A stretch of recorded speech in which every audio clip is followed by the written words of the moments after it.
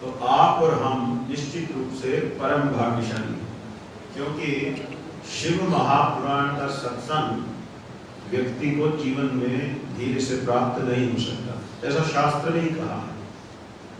दो प्रकार के शास्त्र हैं, एक तो सामान्य शास्त्र और दूसरे हैं कुल ग्रंथ। शिव महापुराण की चर्चा कुल ग्रंथों में की गई। तो कुल ग्रंथ का श्रवण अथवा सत्संग तभी प्राप्त हो सकता है जब भगवान और भगवती की स्वयं इच्छा हो। सामान्यतया तो ये कह दिया जाता है नहीं, उसको सुनने की आवश्यकता नहीं, क्योंकि हटाया जाता है। कारण क्योंकि कुल ग्रंथों में हर किसी का प्रवेश नहीं। कुल ग्रंथ में प्रवेश तभी होगा जब आप ईश्वर प्राप्ति के मार्ग पर बहुत गंभीरता से चल रहे हैं, ठीक है, नहीं तो कुल ग्रंथों में अधिकार प्राप्त नहीं। इसलिए सामान्यतया शिव पुराण आदि की कम चर्चा की जाती है, क्योंकि वहां पर आत्म साक्षात्कार संबंधी जो भेद खुलते हैं, जिस प्रकार के रहस्यों का वर्णन होता है, सामान्य व्यक्ति को वो सब बताएंगे तो उसको कोई रुचि नहीं, और फिर विद्या का इस प्रकार से अनादर हो जाएगा। तो इसलिए भी इस ग्रंथ का पाठ तो तभी होता है जब स्वयं परमेश्वर और पार्वती की इच्छा होती है, ठीक। वो सब आपको अगले 9 दिनों में आनंद प्राप्त होगा। सब कुछ शुभ ही शुभ है जहां भगवान शिव है। बस एक ही कमी खलेगी कि हमारे बीच में आचार्य जी इस बार उस प्रकार से आशीर्वाद देने के लिए सदेह नहीं है, सूक्ष्म रूप से तो है, उसमें कोई शंका नहीं है। तो ये एक कमी रहेगी इस बार की कथा में, क्योंकि पिछली बार उनकी उपस्थिति से एक विशेष आनंद होता था। हमें भी ऐसा लगता था कि हमारी कथा का कोई एक संरक्षक विराजमान है, क्योंकि सुखदेव जी भी जब कथा कर रहे थे तो उस समय व्यास जी उपस्थित थे, है ना। तो इस प्रकार से गुरुजनों की उपस्थिति तो एक प्रकार से भगवान की ही उपस्थिति मानी जाती है, लेकिन ये तो प्रकृति का नियम है, इसीलिए तो ये सत्संग की आवश्यकता है। एक दिन इस संसार से हम सबको भी जाना है, और महापुरुषों का जीवन तो एक प्रेरणा होता है, वो कोई दुख का विषय नहीं होता। महापुरुष का जीवन इस प्रकार का जीवन होता है जो हमको प्रेरित करता है कि अंतिम क्षण तक भी ईश्वर के चरणों में हमारा तन मन चित्त सभी समर्पित रहे। तो इसको खोलिए। तो सनातन धर्म में आध्यात्मिक रूप से आगे बढ़ने के लिए ये परम आवश्यक है कि हम अपने महापुरुषों का सम्मान करें, क्योंकि यदि हमें अपने महापुरुषों में ही आस्था नहीं होगी तो ईश्वर की कृपा का कोई प्रश्न ही पैदा नहीं था। हम सब, आप सब भगवान का नाम लेते हैं अपने जीवन में थोड़ा अधिक, तो ये जानिए नाम के चरणों पर पहला ही अपराध क्या है? सताम निंदा, महापुरुषों की निंदा, जिनके कारण ईश्वर की इस महिमा को, ईश्वर के ग्रंथों को, ईश्वर के नाम को सम्मान प्राप्त होता है। सामान्यतः कहाँ किसी की रुचि होती है, लेकिन महापुरुषों के कारण भगवान के नाम का यश फैलता है। महापुरुषों की संगति से लोगों को प्रेरणा होती है कि मुझे भी भगवान का नाम लेना चाहिए, मुझे भी भगवान की सेवा करनी चाहिए। उन्हीं की अगर निंदा होगी या उन्हीं की हम आलोचना करने लगेंगे तो ये नाम प्रभु, ये बुरा मान लेते, ये पीछे हट जाते, नहीं, ये व्यक्ति अभी हमारे योग्य नहीं। यद्यपि ये कहा है कि कलयुग में भगवान का नाम पतित से पतित का उद्धार करता है, किंतु महापुरुषों की निंदा करने पर ये परम पतित पावन नाम भगवान भी पीछे हट जाते, क्योंकि ये उन्हें भी स्वीकार है कि महापुरुषों की निंदा, और फिर मिलेगा भी क्या महापुरुष की निंदा करके? सोचिए क्या हासिल होगा? उन्हें तो कोई फर्क पड़ता नहीं, वो तो संसार से ऊपर होते। हम उनकी निंदा करके अपने ही पैरों को और दलदल में धंसा देते, संसार में और अधिक फंसते जाते। यदि उनका गुणगान करेंगे तो भगवान की भी कृपा मिलेगी और उनकी संगति मिलेगी। इसलिए महापुरुषों की कभी आलोचना नहीं करनी चाहिए, भले ही वो कभी कभी हमारे प्रति कठोर हो जाए, तो भी हमें यही मानना चाहिए ये भी कोई कृपा करने का एक तरीका है और कुछ नहीं। तो आचार्य जी को नमन करते हुए और भगवान पर हमें पूर्ण आस्था है इस विषय में कि आचार्य जी यहाँ अवश्य से कथा में उपस्थिति अपनी बनाए रखेंगे। हर हर महादेव। अब हम अपने मूल विषय की ओर बढ़ते हैं। आज थोड़ी देरी हो गई, सोचा तो था थोड़ा जल्दी करेंगे, पर भगवान की भी कोई इच्छा होती है तो थोड़ी देरी हो गई, कोई बात नहीं। प्रतिदिन हमारा समय रहेगा ठीक 4 बजे से 7 बजे तक। तो 4 से 7 के मध्य आप सब उपस्थिति देवें और शिव महापुराण की इस अमृतमयी कथा का पूरा पूरा लाभ लें, ऐसे हम आपसे आशा करते हैं। देखिए, इस शिव महापुराण में प्रवेश करने से पहले जैसी कि पुराण पारायण की परंपरा है, उस ग्रंथ के महात्म्य विशेष की चर्चा की गई है। सामान्य नियम भी है, यदि आप कोई भी कार्य करते हैं तो आपके मन में सबसे पहले यही आता है कि इसको करने से लाभ क्या होगा, हम क्यों करें इसको। अगर वो समझ में आ जाए कि ये लाभ होंगे, फिर तो हम दिन रात तैयार हैं, फिर तो कुछ भी करेंगे। और लाभ हमारे मतलब का होना चाहिए। और आज में तो वैसे भी बाजार वाली सभ्यता है, तो हर आदमी पहले हिसाब किताब ही करता है कि कुछ प्रॉफिट लॉस का क्या हिसाब किताब बताइए, फिर आगे बढ़ेंगे। फालतू में समय नहीं हमारे पास। तो ऋषियों ने इस बात को समझा है और शिव महापुराण के महात्म्य पर कुछ एक अध्याय कहाँ प्राप्त होते हैं? स्कंद पुराण में प्राप्त होते हैं। और स्कंद पुराण में बहुत ही सुंदर ढंग से शिव पुराण की महिमा का गायन किया गया है।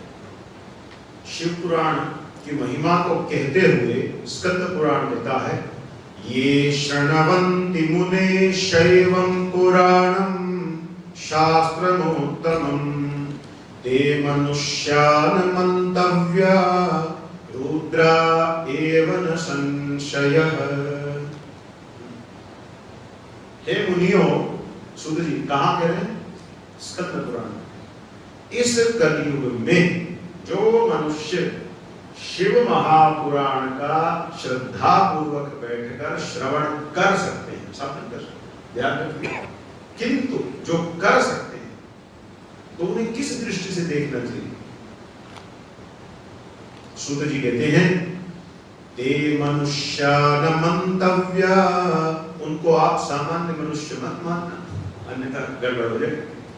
जो शिव महापुराण को श्रद्धायुक्त होकर भक्ति भाव से शास्त्र सम्मत विधि से श्रवण कर सकते हैं कलयुग में, आप उन्हें भूल से भी मनुष्य न समझ लेना कि ये कोई मनुष्य है। ये अलग बात है, भगवान की लीलावश उन्हें इस बात का बोध न हो, किंतु वे मनुष्य नहीं। तो इस सभा में उपस्थित मनुष्य नहीं बैठे तो फिर कौन? सूत जी ने कहा, रुद्रा एव न संशयः, ये सब रुद्र की ही मूर्तियां विराजमान हैं। भगवान शिव के ही गण विराजमान है, रुद्र ही विराजमान है। लीलावश भगवान की लीला शक्ति ने भले ही इस समय उनके इस बोध को ढक रखा हो, क्योंकि कोई प्रारब्ध का भोग करा रखा, किंतु शास्त्रीय सत्य ये है, जो शिव महापुराण की कथा को श्रद्धान्वित होकर के, श्रद्धा से भर करके श्रवण कर सकता है, उस मनुष्य को भूल से भी मनुष्य न माने, उसे रुद्र की एक मूर्ति ही माने। तो यहाँ आपको श्रावण मास में देखिए कितनी शिव मूर्तियों का दर्शन हो रहा है, अगर स्कंद पुराण की दृष्टि से विचार करें। ठीक, पुराण श्रवणं शंभोर नाम संकीर्तनम तथा, ये दो कलयुग स्कंद पुराण। पुराण श्रवणम, एक तो शिव का पुराण श्रवण करना, एक कर्म, और दूसरा शंभोर नाम संकीर्तनम तथा, शंभु के नाम का कीर्तन करना। अभी जैसे हमने किया, जय जय शंकर हर हर शंकर, ये कोई ऐसे ही नहीं है कि यूं ही जोड़ लिया अपने हिसाब से, ये सिद्ध कीर्तन है जो आद्य जगत गुरु, आदि जगत गुरु भगवान श्री शंकराचार्य की परंपरा में गाया जाता है। तो इसे आप ये न मान लीजिए ऐसे, इसीलिए इसमें विशेष स्पंदन है। अगर आप इसे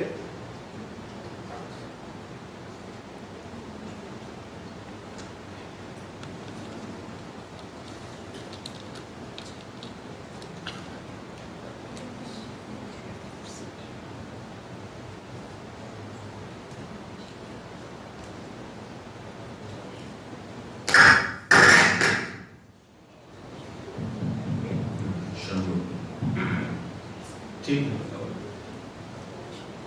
तो कोई बात नहीं। पुराण श्रवणम शंभोर नाम संकीर्तनम, भगवान शिव के पुराण का श्रवण और भगवान शिव के नाम का संकीर्तन, ये दो जो प्रक्रिया है, ये क्या क्या करेगी। आपने थोड़ी देर संकीर्तन भी किया और अब आप भगवान के पुराण का श्रवण कर रहे हैं, तो इसका क्या होगा ऐसा करने से। उत्तर देते हैं स्कंद पुराण में। देखिए अन्य ग्रंथ में शिव पुराण की चर्चा हो रही है, ये बड़ी बात है। कल्पद्रुम फलम सम्यग मनुष्याणाम न संशयः, कोई संशय नहीं रखना चाहिए मन में। शंभु के नाम का संकीर्तन, नंबर 2 शिव पुराण का श्रवण, ये दो कर्म अगर आपके जीवन में हैं तो आपको वैदिक ज्ञान रूप कल्प वृक्ष का जो फल है वही प्राप्त होगा।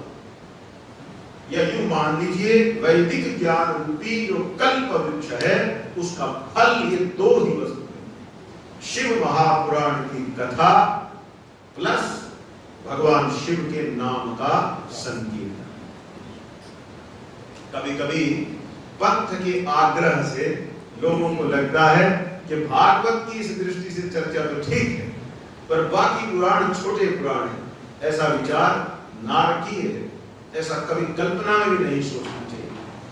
आरंभ में एक ही पुराण था 100 करोड़ श्लोकों वाला, लेकिन जब द्वापर युग का अंत आया तब भगवान ने विचार किया कि मनुष्यों में इतनी क्षमता नहीं है कि कलयुग में इतने बड़े पुराण का अध्ययन हो पाएगा। इस दृष्टि से वेद व्यास के रूप में अवतरित होकर उन्होंने संक्षिप्तीकरण किया और कितना कर दिया, 100 करोड़ से घटाकर 4 लाख, और उसको भी विभाजित किया। व्यास इसीलिए नाम पड़ा, वो अंग्रेजी में आप लोग पढ़े ना सर्कल का डायमीटर, तो हिंदी में उसी को व्यास कहते हैं, ठीक है। तो डायमीटर क्या करता है, डिवाइड कर देता है, 2 टुकड़े कर देता है ना सर्कल के बराबर कर, तो वो बराबर करता है व्यास, या व्यास छोटे बड़े कर देता है। व्यास शब्द ही कह रहा है कि बराबर बराबर भाग करना है। तो व्यास जी के मन में तो नहीं है कि ये छोटा करना है, वो बड़ा करना है, इसको ऊंचा कहना है, इसको नीचा कहना है। अब वो मूर्खों को नहीं पता, अलग बात है। इसलिए किसी भी शास्त्र के प्रति कभी भी हीन भावना या हे दृष्टि नहीं करनी चाहिए। हनुमान चालीसा से लेकर 4 वेद तक समस्त शास्त्र समादरणीय है, सबके अंदर वही अमृत भरा है, कहीं कोई कमी नहीं रखी गई है, ठीक है। और हमारा ये संकल्प है, पिछले संकल्प में आप लोगों को श्रीमद् भागवत का आस्वादन कराया था, अब की बार शिव महापुराण, और हमारा ये संकल्प है हम जहां भी कथा करते हैं हर अगले अवसर पर एक अन्य ग्रंथ को लाते हैं जिससे हमारा सनातन हिंदू समाज समस्त शास्त्रों से अवगत हो सके, उनको पता चल सके कि सभी शास्त्रों में क्या कहा है। अगर एक ही पुस्तक को हम लिए बैठे रहेंगे, यही से संप्रदायवाद की भावना भड़कती है, क्योंकि फिर व्यक्ति उस एक ही बात को लकीर का फकीर बन जाता है, दूसरी बात कहते हैं उसको कष्ट सा होता है ना, वही कहो हर बार, बस वही कहो, और इसी से ये पंथवाद चल पड़ता है और हमारा ये हिंदू सनातन समाज खंडित होने लगता है।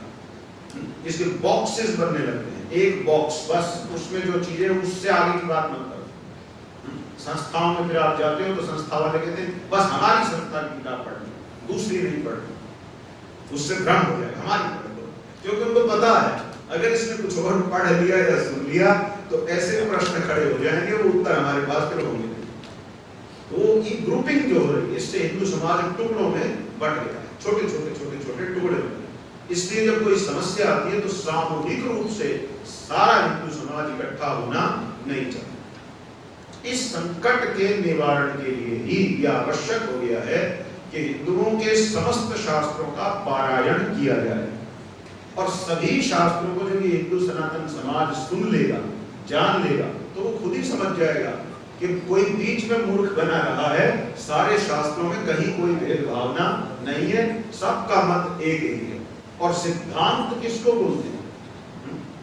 गौतम मुनि न्याय दर्शन में इसकी चर्चा करते हैं। सिद्धांत माने क्या?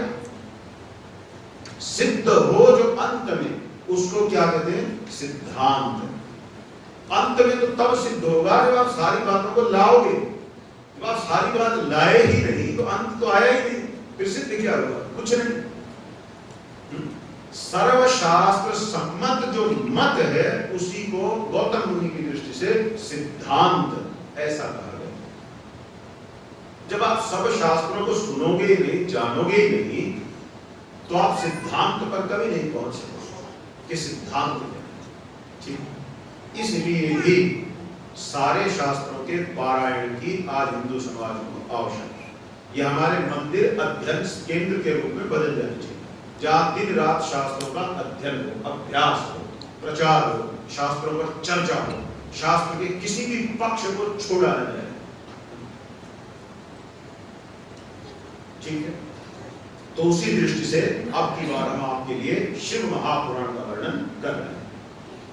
आगे बोले, कलौ दुर्मेधसां पुंसां धर्मचारो जितात्मनां हिताय विदधे शंभो पुराणाख्यम सुधारसम।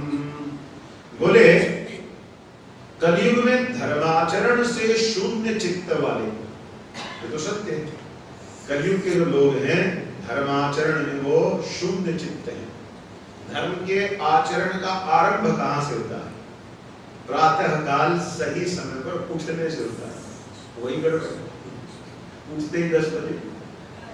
तो अब बीज ही अगर गलत हो गया तो आगे आप फल की कहां से आशा करेंगे? इसलिए बोले धर्माचरण शून्य कलयुग की जनता है।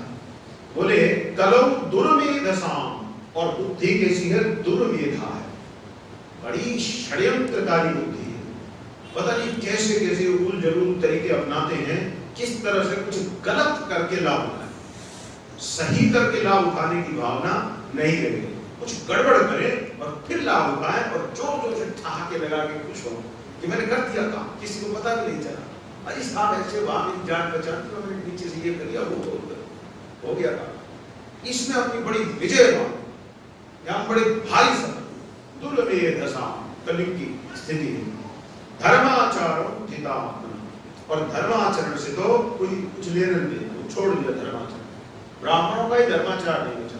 ब्राह्मण का कार्य क्या? सुबह उठते के साथ ही स्नान संध्या जपश्चैव, सबसे पहले अपने स्नान की चिंता करें। तो ब्राह्मणों की स्थिति हम देखते हैं, बड़े बड़े बिस्तर में चाय पी लेते, वो क्या उठना, वो उठना ना उठना ही बात है।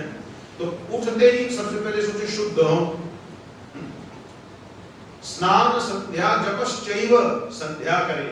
संध्या एक विशेष पूजन विधि होती है जो द्विजों को, जनेऊधारियों को नित्य नियम से करनी होती है। जपश्चैव, उसके अंत में ही गायत्री मंत्र का जप होता है। जब संध्या ही नहीं थी तो काहे की गायत्री? रात में तो आप लोग खुश हो जाते ना, फोनों में मैसेज आ जाते, 7 बार यहाँ गायत्री जपे, 12 बार वहां जपे, 21 बार वहां जपे, 24 बार वहां जपे। वो सब गड़बड़ है, उसमें मत फंसी। क्या जपना है क्या तपना है, ये किसी विद्वान की सहायता से समझ करके ही करना चाहिए। ठीक, तो कलौ दुर्मेधसां पुंसां, कलयुग में मनुष्यों की जो मति है बड़ी दुर्मेधा हो गई है, वो उल्टी दिशा में दौड़ी जा रही है, सीधी दिशा पर चिंतन भी करना नहीं चाह रही है।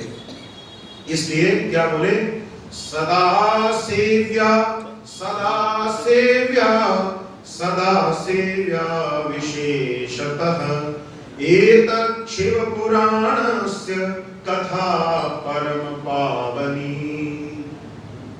बोले इसलिए इस कलयुग की हालत को देखकर मनुष्यों को सदैव सेवन करना चाहिए, ग्रहण करना चाहिए, सदा सेवन करना चाहिए। 3 बार सदा सेवन करें, सदा सेवन करें, सदा सेवन। 3 बार क्यों कहा? अगर साहित्य शास्त्र की दृष्टि से विचार करें तो संस्कृत में दोष माना जाता है कि आप एक ही बात को 2 बार क्यों कह रहे हो? एक बार बोल दिया, हम समझ गए, हो गया, आगे बढ़िए। लेकिन जब कोई बहुत बड़ा विद्वान एक बात को 2 बार 3 बार लिखे तो ये माना जाता है कि ये इस विद्वान के हृदय का सार समाहार है। वो बहुत जोर देना चाह रहा है, वो ये बताना चाह रहा है कि भाई मैं अपने हृदय का सब कुछ निकाल के आपको बताना चाह रहा हूं। ये उसके अनुभव का सार है। और यहाँ लेखक कौन है? वेदव्यास। और वेदव्यास जी के शब्द हैं सदा सेव्या। आप लोग बोलिए सदा सेव्या, सदा सेव्या, सदा सेव्या, विशेषतः एतत् शिव पुराणस्य कथा परम पावनी, कथा परम पावनी। सरल है, आप समझ गए। सदैव सेवन करो, सदैव सेवन करो, सदैव सेवन करो। किसका? शिव पुराण की इस परम पावनी कथा का कलयुग में सदैव सेवन कीजिए, सदा सेवन कीजिए, सदा सेवन कीजिए, विशेष रूप से सेवन कीजिए। यूं तो सभी पुराण कथा का सेवन करना चाहिए, लेकिन बोले विशेष रूप से इसका सेवन करिए, क्योंकि ये कलयुग की विशेष औषधि है। ठीक है। एतत् शिव पुराणस्य कथा श्रवण मात्रतः किं ब्रवीमि फलम तस्य शिव सचित्तं समाश्रयेत। अब बोले अब क्या फल कहें शिव पुराण के सुनाने का? सुधरी गए। अब ये फल कहें कि आपको हाथी मिलेंगे, घोड़े मिलेंगे, धन मिलेगा, संपत्ति मिलेगी, फलाना लोक मिलेगा, ढिकना लोक मिलेगा, मोक्ष हो जाएगा, नहीं, कुछ नहीं। सूत जी महाराज कहते हैं सुनो, शिव पुराण के श्रवण का मुख्य फल क्या है? किम ब्रवीमि फलम, क्या फल कहूं, ये फल वो फल, नहीं, कुछ नहीं। अरे भाई सबसे बड़ा फल हो जाता है। वो क्या है? बोले इस कथा के श्रवण मात्र से तस्य शिव सचित्तं समाश्रयेत, भगवान शिव आपके चित्त में स्वयं आकर समाधि लगा देते हैं। जब महादेव स्वयं आपके चित्त में आकर बैठ गए तो क्या चाहिए? काम तो हो गया सर। यही तो नहीं होता ना। लोगों की क्या शिकायत है कि जी पता नहीं भगवान का ध्यान नहीं लगता, माला लिए बैठे रहते हैं, पूजा भी करते हैं, आरती भी करते हैं, भगवान का ध्यान नहीं लगता। तो यही समस्या है साधकों की, सबसे बड़ी समस्या। तो बोले अरे मैं और फल नहीं कहता, शिव पुराण सुन, एक फल सीधे कहता हूं, क्या है? शिव सचित्तं समाश्रयेत, शिव आपके चित्त में आकर आश्रय ले लेते। यानी शिव पुराण श्रवण से आपका ये जो चित्त है ये काशी जैसा हो जाता है। काश्याम काश्य, जैसे कहा ये काशी हो जाएगा, और काशी में ही महादेव की सदा सर्वदा विराजमान। अच्छा, काशी में बंदे को कोई रगड़ नहीं सकता, क्योंकि वो विद्वान भी बहुत होता है, उसकी बात काटी नहीं जा सकती, विशेषता हो जाती है। कोई ज्यादा शास्त्र पर बोले तो क्या बोले, काशी ही पढ़े हो क्या, है ना? क्योंकि काशी विख्यात है अपनी विद्या के लिए, अपने ज्ञान के लिए। इसलिए भी भगवान शिव की इस कथा का श्रवण करना चाहिए। तो ये कुछ एक चर्चा करके फिर इसके बाद महात्म्य पर चर्चा आरंभ होती है। शौनक जी ने कुछ एक प्रश्न किए। कहा? अभी हम शिव पुराण में नहीं आए, ध्यान रखिए, अभी हम स्कंद पुराण में हैं, क्योंकि महात्म्य प्रकरण की चर्चा है। तो इसी महात्म्य प्रकरण में सूत जी से कुछ एक प्रश्न किए शौनक जी ने। अच्छा देखिए, व्यवस्था है, शौनक मुनि को आगे बिठा दिया, आप अधिकृत हैं, कोई प्रश्न करना उधर पहुंचा दीजिए, वहां से आगे आगे उत्तर दिया।